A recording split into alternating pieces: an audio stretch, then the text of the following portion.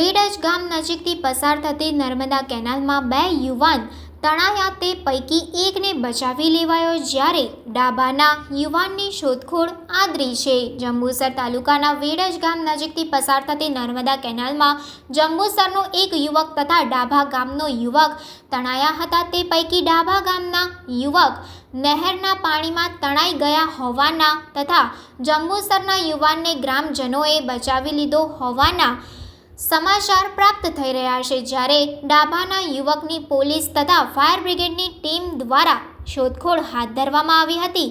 ડાભા ગામના હુસેન અબ્બાસ મલેક, જેની ઉંમર વર્ષ આશરે 26 નાઓ તથા જંબુસરનો મિત્ર વેડજ ગામ પાસેથી પસાર થતી નર્મદા મુખ્ય કેનાલ પર ગયા હતા અને હુસેન મલેક નહેરમાં નાહવા ગયો હતો। તે દરમિયાન તે ડૂબવા લાગતા તેને બચાવવા જંબુસરનો યુવક ગયો હતો, પરંતુ તે પણ તણાયો હતો। ગ્રામજનોએ બંને યુવાનોને બચાવવાના પ્રયત્ન હાથ ધર્યા હતા। તે સમયે એક મહિલાએ પહેરેલ સાડી કાઢીને યુવાનને બચાવવાનું કહેતા સાડીને વહેતા પાણીમાં નાખી હતી અને તેને જંબુસરના યુવાનને સાડી પકડી લેતા તેને બહાર ખેંચી કાઢ્યો હતો, જ્યારે ડાભા ગામનો હુસેન મલેક નહેરના પાણીમાં તણાઈ ગયો હતો। સદર બનાવ અંગે વેડજ પોલીસને જાણ થતાં તાત્કાલિક ઘટના સ્થળે દોડી આવી અને ફાયર બ્રિગેડની ટીમને બોલાવી ડાભાના યુવાનની શોધખોળ આદરી હતી અને સાંજે 6:30ના અરસામાં પણ યુવાનના કોઈ સગડ મળ્યા ન હતા।